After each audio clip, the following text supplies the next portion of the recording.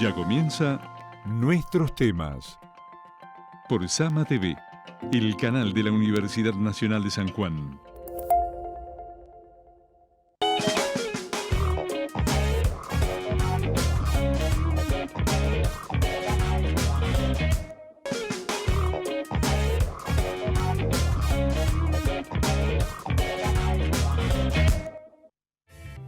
Hola, ¿cómo están? Muy buenas tardes. Arrancamos la edición de hoy de Nuestros Temas. ¿Cómo estás, Carlos? Hola, Susana. Buenas tardes. ¿Cómo estás? Bueno, hoy estamos un poco internacionales, podría decir. Estamos internacionales porque estamos con un tema muy importante, digo, que en Argentina nos ha marcado por unos atentados famosos, ¿no? De la Embajada de Israel y de la AMIA. Y se conoció un informe la semana pasada, un nuevo informe que ha publicado un periodista en un muy importante medio, en un matutino, el New York Times. Vos sabés que cuando fue el primer atentado, que fue el de la Embajada de Israel, yo recuerdo haber estado, no sé, haciendo otras cosas en ese momento que no tenían que ver con el periodismo. Y bueno, asistir a lo que la televisión empezó a mostrar sin tener conocimiento de qué era lo que estaba pasando, y esas primeras imágenes que no tenían mucho pie de video ni mucha aclaración, y por lo que veía, o sea, ¿cómo sería que no tenía incorporada en mi cabeza una imagen de esas asociada a nuestro país, claro, a la Argentina, que yo no sabía si estaba viendo una película, si estaba viendo algo que había pasado en Europa, claro, o no sé dónde? Pero me costó aterrizar que en realidad era algo que acababa de pasar en la Argentina. Claro, ¿no? Porque tenés que tener en cuenta que además que después de Estados Unidos, en el continente americano, es Argentina quien sufre los atentados, ¿no? Claro, claro.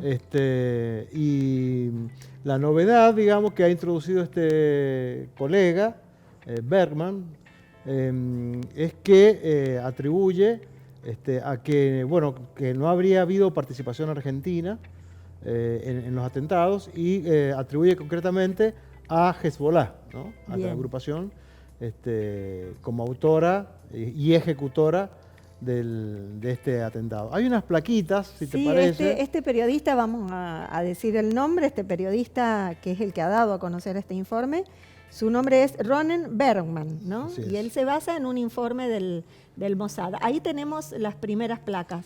Bien, ahí Bergman escribió en esta nota y se hace eco de este informe, que es de la Agencia de Inteligencia de Israel, que asegura que el Hezbollah ejecutó concretamente los atentados en el año 92, que es la Embajada de Israel, y en el año 94, por supuesto, el atentado a la AMIA, ¿no? Bien. Dice también que el régimen iraní y la organización Hezbollah, a través de Yihad Islámica, son los responsables únicos del atentado. Claro, y acá es una de las cosas más, digamos, picantes que han surgido en este informe, porque bueno, ahí está desligando a toda participación de Argentina, y sabemos que, bueno, hay una gran discusión sobre este tema, si hubo o no participación de gobiernos argentinos o de funcionarios que pueden haber o no tenido información, ¿no? Bien, la placa siguiente dice que la infraestructura del atentado, tanto el de la embajada como el de la AMIA, fue creada en Argentina y en Brasil a partir de 1988. Recordemos, claro, el rol que se le asignó a la zona de la Triple Frontera, ¿no? Claro, claro. Que como que por allí había circulado todo lo relativo a los dos atentados. Es decir, que la arquitectura, que así lo llaman por ahí en el informe, de estos atentados fue 4 años antes. Se estuvo trabajando, se estuvo introduciendo componentes en botellas de champú, en cajas de chocolate, que eran en definitiva explosivos, ¿no? Bien. Que terminaron siendo los que lamentablemente produjeron luego estos atentados en Argentina. Bien, seguimos. Esa placa, la que sigue, dice: todos los miembros operativos involucrados en el atentado fueron identificados por nombre, apellido y fotografía, al igual que los participantes en el atentado de la AMIA, y residen en el Líbano y en Irán. Este es otro dato que aporta esta nota, ¿no? Fuertes de ese informe, que sería bueno luego, ya lo vamos a conversar con nuestros invitados, ¿no? y que no habría habido participación alguna de ciudadanos argentinos en el atentado contra la Embajada de Israel. Bien, esta es, creo... Son como los datos importantes de este informe que se conoció la semana pasada, que tuvo una repercusión, por supuesto, mundial y nacional en Argentina.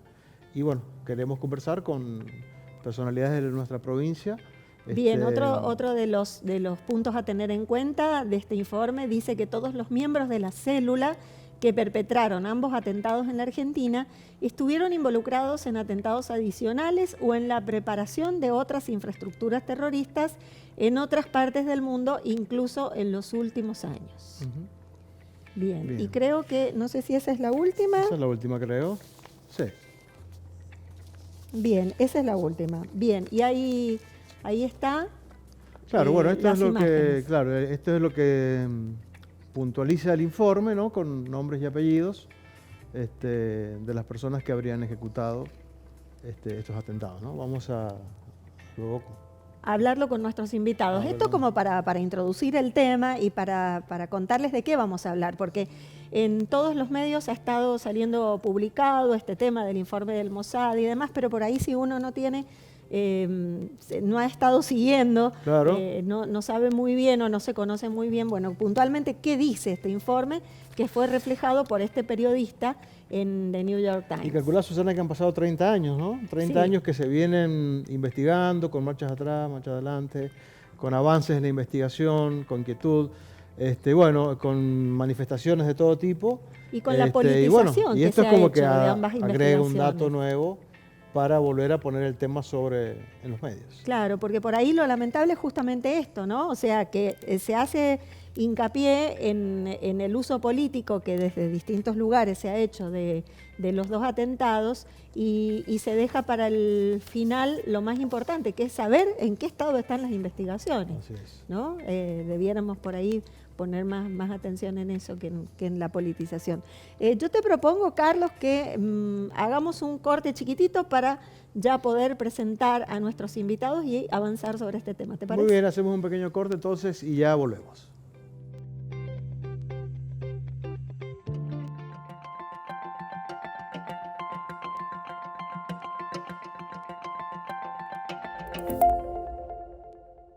Diplomatura en Gestión Educativa Estratégica, Neuroaprendizaje, tutorías de orientación y acompañamiento en distintos contextos educativos, presenciales y no presenciales. Está destinada a docentes de nivel superior, secundario y primario, como público en general interesado en la temática. La modalidad de la formación es a distancia y los interesados pueden inscribirse hasta el 25 de agosto.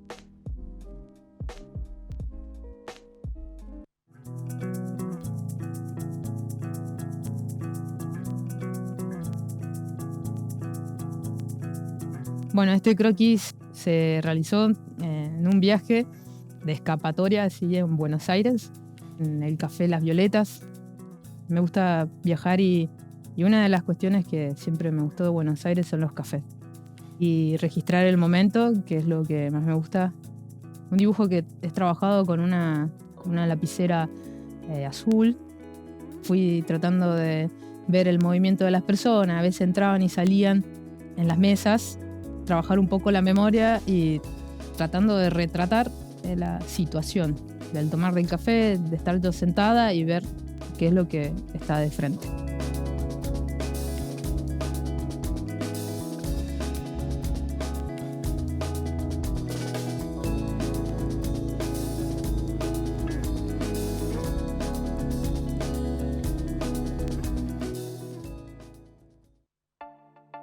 Recomendaciones establecidas para control integral de COVID-19 y otras infecciones respiratorias agudas. Tener en cuenta el uso adecuado de barbijo en espacios interiores, incluyendo los ámbitos laborales, educativos, sociales y el transporte público, especialmente en momentos de alta circulación de virus respiratorios. Nos seguimos cuidando.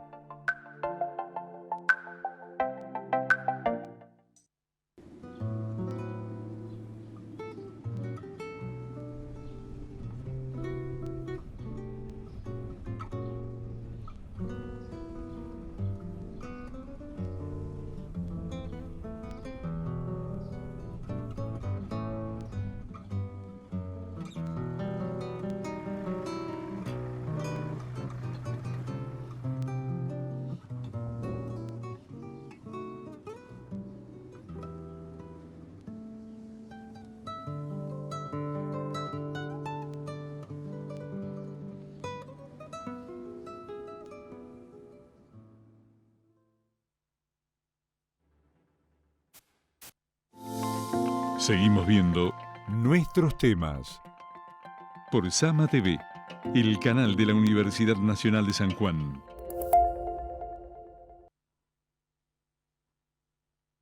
Segundo bloque de Nuestros Temas, ya estamos para presentar a nuestros invitados, a quienes les vamos a agradecer en principio que hayan llegado por toda la ingeniería que han tenido que hacer para llegar aquí. Leonardo Ociere, presidente de la Sociedad Israelita de San Juan, muchas gracias, buenas tardes. Gracias por la invitación, buenas tardes. Y Facundo Palacios Rothman, también integrante de la Juventud de la Sociedad Israelita de San Juan. Gracias, Facundo, por estar acá. Gracias a ustedes.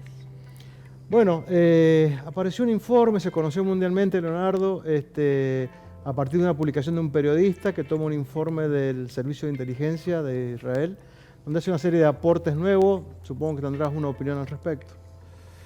Bueno, la verdad que nos ponen una dinámica de fechas distintas, porque tenemos la tradición en nuestro país de acordarnos qué pasó en el atentado de la AMIA y el atentado de la Embajada de Israel, en las fechas en las cuales estamos conmemorando y recordando y pidiendo justicia por lo que se vivió en el año 92 y el año 94.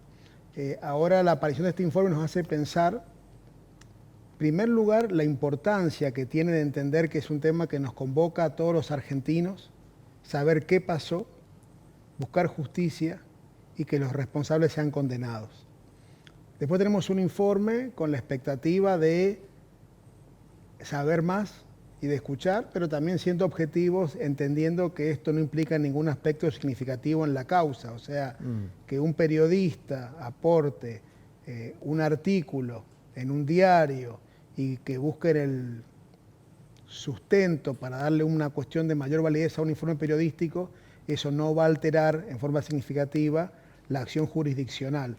Pero bueno, ojalá estas acciones nos vayan llevando a un camino que, como decimos muchas veces, y como a veces lo escucho también a Facundo que lo ha dicho, ojalá que otros años próximos nos sigamos encontrando, sí para recordar a las víctimas, pero ya dejando de pedir justicia, esperando que ya tengamos una condena clara a los responsables de estos terribles atentados. Claro, 30 años han pasado y, digamos, se siguen apareciendo, digo, este tipo de, a veces, de información que no condicen a veces con la causa, ¿no?, que se lleva en Argentina. Son dos causas que tenemos distintas. Tenemos hace 30 años el atentado a la Embajada de Israel y hace 28 años el atentado de la AMIA. Y lo que este informe pone como un punto que los que lo han desarrollado coinciden que es el mismo grupo terrorista, Hezbollah, con el apoyo de Irán, los responsables de ambos atentados. Igualmente es una situación que en ese punto no es muy distinto a lo que la justicia argentina ya se ha expresado, con fallo de corte en respecto al atentado a la Embajada de Israel y con los avances correspondientes en el proceso en lo que tiene que ver con el atentado a la sede de la AMIA.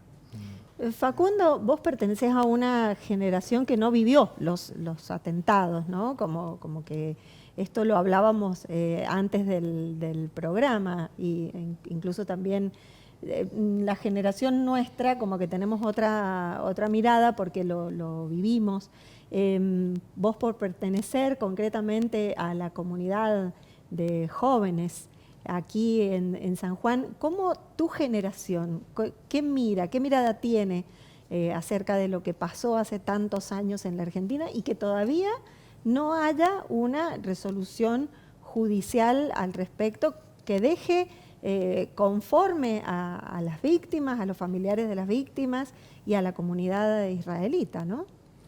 Yo creo que claramente no lo podemos ver igual nosotros, desde nuestras distintas realidades, porque yo no estaba en ese momento, pero siento que podemos lograr entender lo que significa estos dos atentados, tanto para ustedes que lo vivieron en ese momento y sienten ese pedido de justicia desde, como dijo Leonardo, desde el 92 y desde el 94, pero yo creo que mi generación lo siente mucho en que no estábamos nosotros, pero estaban nuestros padres, y son las mismas instituciones a las que pertenecemos nosotros hoy en día, y ese es el pedido de justicia que sigue estando, creo yo, tanto la Embajada de Israel hace 30 años como AMIA hace 28, que nosotros no estábamos presentes, pero que exigimos que estar presentes nosotros cuando realmente se lleve a cabo ese pedido de justicia, que es un poco lo que representa para nosotros el poder estar presente en cada conmemoración, en cada noticia como esta, y como decía Leonardo también, en que se avance un poco más en la causa. Y hablando de estar presente, has estado presente hace muy poco en Buenos Aires. ¿Y qué te cambió asistir, estar presente en el acto, a como lo venías haciendo a lo largo de tu vida? Estuve presente ahí en la foto que mostraban recién, en la sede de AMIA, el 18 de julio. Realmente es muy fuerte, es un acto que se hace hace 28 años. Es algo muy fuerte porque están todas las autoridades, todas las familiares de las víctimas. Y lo que sí me resulta muy impactante es que el pedido es el mismo de siempre. El pedido es igual que hace 28 años.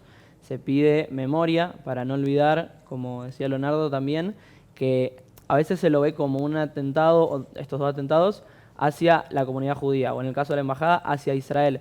Pero lo que no tenemos que olvidar es que son atentados en el territorio argentino y que terminan siendo a la Argentina como nación. Y por otro lado, además de memoria, lo que se pide es de justicia, esto que venimos hablando, y que realmente yo creo que nuestra generación lo que pide es, al no estar presentes en el momento en que fueron estos hechos, sí estar presentes cuando se lleva a cabo la justicia. Bien, bien, bien. Leonardo, ¿cómo es el trabajo de estar siempre reconstruyendo para que no caiga en el olvido, para que la sociedad no pierda el conocimiento de lo que pasó? Mira, yo creo que en primer lugar el 90% de la respuesta está en las palabras de Facu. No es un tema que le pasó a la comunidad judía, es un tema que le pasó a todos los argentinos. Estuvimos en este julio en la Socialita de San Juan, pidiendo memoria, pidiendo justicia, y estaba el testimonio de Gustavo Antúnez. Gustavo Antúnez es el tío de Jorgito que falleció en el atentado a la sede de la AMIA. Una bomba no te va a preguntar si naciste en San Juan, en Buenos Aires, en Colombia, si sos una persona de edad avanzada, si no lo sos, si crees en Dios, si no crees. Entonces, acá el tema es entender que el terrorismo no distingue, es un lenguaje de odio y todos tenemos que estar comprometidos en un mensaje donde hay que decir, no hay lugar para el terror y no hay lugar para el odio en nuestro país. Eso independientemente si es una mutual judía o otra mutual distinta, o la cuestión. Y la construcción la hacemos entre todos.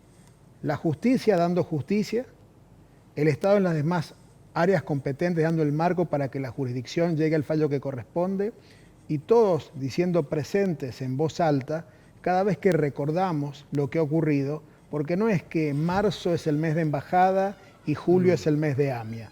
Todos los días son días de buscar justicia y de hacer memoria. Uno lo dice a lo mejor un poco más fácil porque uno no tiene un familiar que murió en esos actos de terrorismo, pero realmente son aspectos muy, muy complejos. Tenemos que trabajar en ese sentido muy comprometidamente por las víctimas, por sus familiares y sobre todo por nosotros. Si vos como nación, si vos como espacio vital de construcción social no haces un mensaje claro de rechazo a este tipo de acciones del terror, sos permeable a que no haya un mensaje unívoco de que no hay lugar para ello en nuestro país. Este informe que ha sido dado a conocer así de manera periodística, ¿no? ¿Ustedes piensan que cambia algo en la opinión pública, que cambia algo en la gente, o es más ruido y nada más? ¿Qué opinan? Le doy la palabra a Facu y yo después coincido con lo que él dice. Yo creo que esperar que al menos sea así, para, como dijo Leonardo también, seguir avanzando con la causa y que realmente ahora hay nombres, hay fotos de quienes estuvieron implicados en ambos atentados, así que yo creo que espero al menos que sea un paso para seguir avanzando. ¿Coinciden o te parece que en una de las placas que vimos, ahí estamos viendo la foto de los responsables que están publicadas, que no hay ningún ciudadano argentino, dice este informe, ¿no? Como muy taxativo ahí esa afirmación. Yo leí un poco el informe a través de los medios, no leí el informe en particular, sino leí los extractos que iban poniendo distintos medios periodísticos. Ponen acá dos aspectos que refieren a nuestro país. En primer lugar, no se pronuncia sobre lo que pasa después de los atentados, con lo cual no hay una evaluación de la dinámica de la justicia, el paso del tiempo, qué significó, dilaciones o resultados. ¿Se escucha bien ahí? Ok. Sí, ahí estamos. Entonces, como te decía, tenés dos pronunciamientos respecto a lo que pasa en nuestro país y la dinámica local. En primer lugar, tenés que no se hace referencia a lo que pasó después de los atentados. No se hace una merituación de qué es lo que pasó con las pruebas, qué pasó con la dinámica, qué tiene que ver con las acciones procesales. Eso no lo tenés en ninguna parte mencionado. Después lo que vos tenés acá, que ellos refieren, y te vuelvo a decir, es un artículo periodístico de un informe del Mossad, que no por eso va a ser algo vinculante en las instancias jurisdiccionales competentes. Claro. Pero una cuestión para tener en cuenta varias cosas. Ellos exponen que los referentes que se llama la conexión local, los argentinos que participan, responden a una participación delictiva. No los llaman una célula terrorista vinculada a Hezbollah que comparte su misión. Es un tema que se entiende que tendrá que investigar la justicia y profundizar. Pero bueno, es una referencia. O sea, él da a entender que la persona que tenía una camioneta robada y que la vendió para colocar explosivos, según ese informe, no necesariamente estaba al tanto de cada una de las acciones de Hezbollah. Pero es una suposición que mandan esta situación que estamos analizando.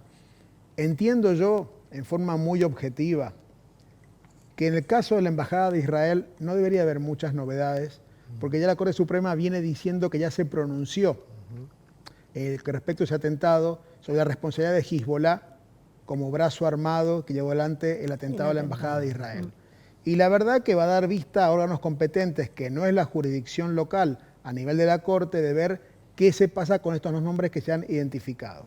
Sí hay muchas más expectativas siempre por una causa abierta y todas las implicancias en lo que pasa en AMIA, pero siempre tenemos la expectativa de llegar a la justicia.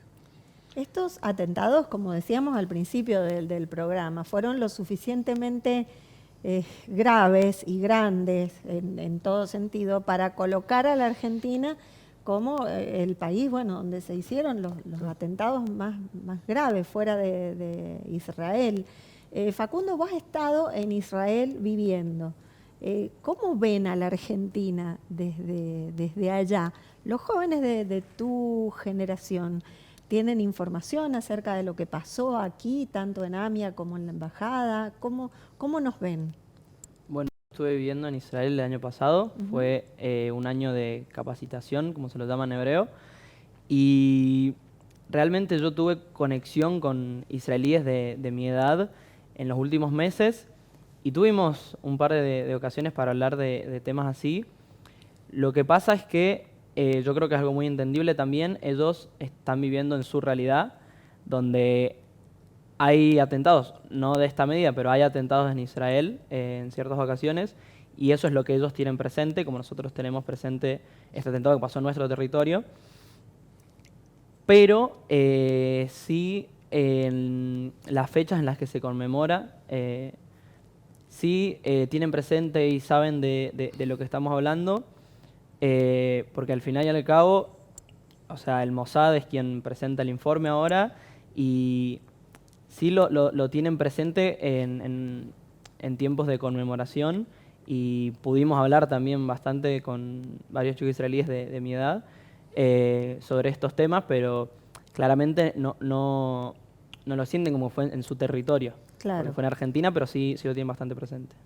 Bueno, tendríamos que aprovechar, Susana, también estos últimos minutos, digo, de las entrevistas, para que nos comenten también qué actividades realizan actualmente, digo, en pos de la memoria, en pos de actividades propias de la sociedad. Sobre todo porque hay una cosa, que es que yo pensaba recién, mientras ellos contestaban, ¿no? Memoria, justicia, sí, ante todo, ¿no? Pero ¿cómo hacemos para que estas cosas no vuelvan a suceder? Para que el trabajo sea combatir discursos raciales o discursos de odio, no solo en contra de la comunidad judía, que acá en San Juan está muy integrada y muy, yo diría casi como abrazada, ¿no? O sea, me parece que San Juan es una provincia, tal vez por ser una provincia chica, en la cual la comunidad judía es una comunidad muy querida dentro de la sociedad sanjuanina. Entonces, pero ¿cómo hacemos para combatir, para prevenir, para que no se instalen este tipo de discursos que empiezan en un discurso y terminan en estas cuestiones, ¿no? Mira, yo te doy la introducción y después te dejo el cierre con Facu. Yo creo que claramente todo es un tema de educación. Claramente la base y el pilar para combatir toda acción de discriminación, de intolerancia o de odio es la educación. En la familia, en la escuela y en la sociedad, y sobre todo no siendo indiferente. Cuando ves una situación que te está dando cuenta que va para el lado donde no tenés que ir, no podés mantenerte al costado y ser meramente un espectador, tienes que ser un protagonista para que eso no ocurra. Y en ese sentido es un tema que nos incumbe a los medios, a los comunicadores, entidades intermedias, familia y escuela. Pero yo te diría prácticamente que el motor que cambia esto no son los fallos judiciales, que son fundamentales para dar aspectos de justicia, pero hacia el futuro, a la par de lo que diga la justicia, simple acción educativa es fundamental. Bien. Yo coincido con lo que dice Leonardo. Siento que en nuestro caso, que como representantes de la comunidad judía, nos llega mucho el antisemitismo, que es lo que tenemos que combatir desde nuestro rol, pero ya sea cualquier tipo de discriminación, racismo, homofobia, cualquier tipo de discriminación, se combate con educación.